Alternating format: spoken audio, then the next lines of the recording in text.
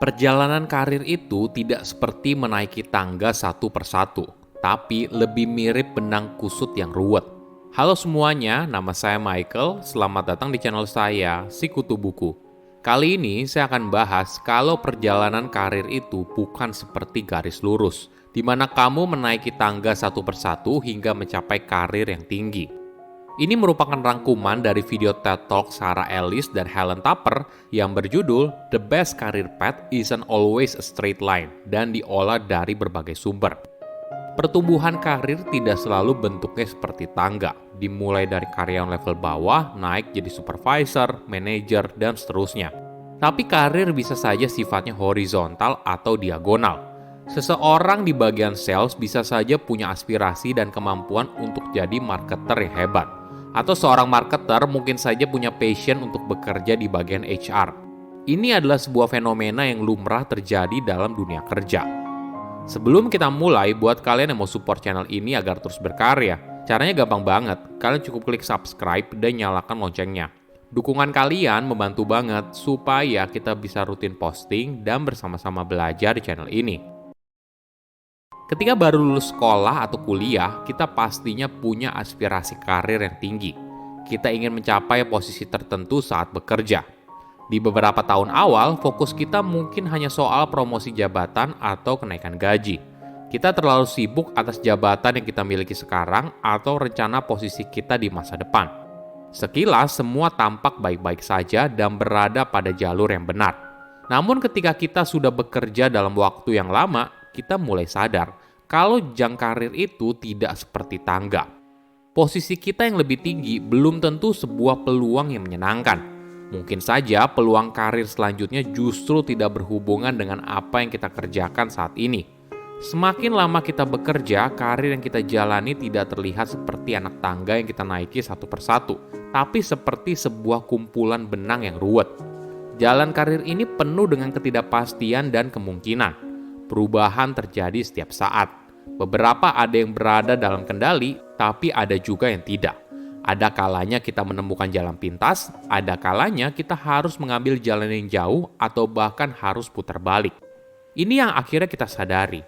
Kalau kesuksesan itu tidak sama bagi setiap orang. Ada yang bekerja puluhan tahun di satu perusahaan yang sama, ada yang sudah pindah 5 perusahaan selama 10 tahun bekerja. Gak masalah, semua orang punya jalannya masing-masing. Ketika kita tidak lagi berpikir kalau kesuksesan itu seperti tangga, maka sekarang kita punya pilihan. Pekerjaan kamu saat ini, pendidikan kamu saat ini, bukanlah penentu kehidupanmu selamanya. Kamu bebas menentukan pilihan dan membuat perubahan sesuai dengan apa yang kamu inginkan. Sama halnya dengan perusahaan tempatmu bekerja. Saat ini, kita tidak lagi terpaku harus bekerja di satu perusahaan seumur hidup seperti halnya generasi terdahulu. Kita bebas untuk pindah perusahaan, pindah industri, atau bahkan pindah posisi. Pada akhirnya, pengalaman sepanjang hidup yang membentuk siapa kamu di masa depan dan juga karir kamu. Semuanya adalah bagian dari dirimu, entah itu atasan yang baik banget, pekerjaan yang ngeselin, rekan kerja yang cemburuan, atau bahkan atasan yang membuat kamu ingin buru-buru resign. Jangan secara cepat memberikan label atas setiap pengalaman yang kamu rasakan. Jangan memberikan label pengalaman buruk sebagai sebuah kemunduran, atau memberikan label pengalaman menyenangkan sebagai momentum positif. Kita bisa saja belajar banyak dari pengalaman tersebut. Di bawah atasan yang micromanaging, kita belajar untuk tidak jadi atasan seperti itu ketika suatu saat kita berada di posisi tersebut. Di sisi lain, saat kita bertemu atasan yang bisa melihat potensi diri kita dan akhirnya membantu kita untuk promosi jabatan, ini adalah pengalaman yang berharga dan bisa membuatmu belajar dari cara atasan itu memimpin. Ketika kamu berada dalam sebuah interview kerja, mungkin kamu pernah mendengar pertanyaan, di mana kamu berada 5 tahun lagi? Pertanyaan ini tentu saja memberikan efek yang berbeda bagi setiap orang. Bagi seorang yang memang mengejar untuk menjadi pemimpin perusahaan, mungkin dia bisa dengan jelas menceritakan rencana hidupnya. Namun, mungkin saja mayoritas orang tidak begitu. Tidak semua orang bermimpi untuk jadi pemimpin perusahaan. Mungkin saja mereka hanya ingin menjadi manajer atau direktur dan hidup nyaman hingga pensiun di posisi tersebut. Ini tentunya juga tidak adil apabila kita menilai seseorang mau berkembang atau tidak hanya dari keinginannya untuk naik ke posisi yang lebih tinggi dalam perusahaan. Mungkin saja dia sudah nyaman dengan posisinya saat ini dan tidak ingin naik ke posisi yang lebih tinggi. Karena ketika diberikan tanggung jawab lebih, maka waktunya untuk keluarga dan dirinya sendiri juga berkurang. Mungkin kita harus pahami kalau tangga karir itu diciptakan untuk mengatur dan memotivasi karyawan pada masa lampau. Di zaman dulu, seorang karyawan diharapkan untuk meniti tangga karir dari level bawah, naik jadi supervisor, lalu jadi manajer, dan seterusnya. Namun di era sekarang, strukturnya berubah. Seseorang di bagian sales bisa saja punya potensi menjadi marketer yang hebat. Karir di era modern tidak lagi hanya fokus di satu bidang saja. Ada beberapa karyawan yang justru tertarik di bidang yang lain dan ternyata sukses di sana. Karir seseorang merupakan gabungan dari aspirasi profesional dan personal. Buat kamu yang sedang berada di persimpangan atau sedang galau atas masa depan, ada beberapa tips yang menarik. Pertama, tidak masalah apabila kamu tidak tahu masa depanmu seperti apa. Hidup punya misterinya sendiri. Tidak masalah apabila kamu tidak tahu 3 tahun lagi kamu akan seperti apa, atau 5 tahun lagi kamu akan berada di posisi apa. Tentu saja, hidup akan jadi sangat membosankan apabila semuanya sudah terprediksi dengan tepat. Untuk bisa bertumbuh, akan ada saatnya ketika kamu harus keluar dari zona nyaman dan belajar hal baru. Kedua, cari mentor yang bisa membantumu dalam berkarir. Sepanjang karir, kamu mungkin saja bertemu dengan orang-orang yang membantumu bertumbuh. Mungkin saja orang itu adalah manajer pertama kamu yang mengajarkanmu bekerja yang sesungguhnya di dunia profesional. Atau mungkin saja tim kamu yang mengajarkan soal kreativitas dan perspektif segar dalam melihat sebuah masalah.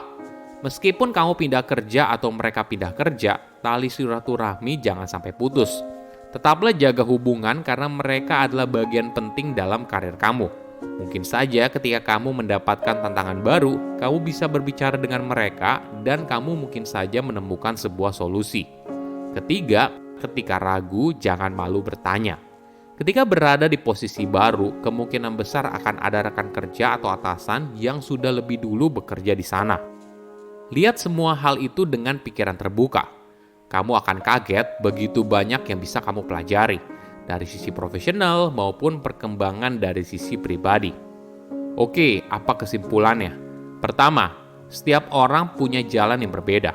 Semakin lama kita bekerja, karir yang kita jalani tidak terlihat seperti anak tangga yang kita naiki satu persatu, tapi seperti sebuah kumpulan benang yang ruwet. Jalan karir ini penuh dengan ketidakpastian dan kemungkinan. Perubahan terjadi setiap saat. Beberapa ada yang berada dalam kendali, tapi beberapa ada yang tidak. Kedua, karir merupakan gabungan dari aspirasi profesional dan personal. Di zaman dulu, seorang karyawan diharapkan untuk meniti tangga karir dari level bawah, naik jadi supervisor, lalu jadi manajer.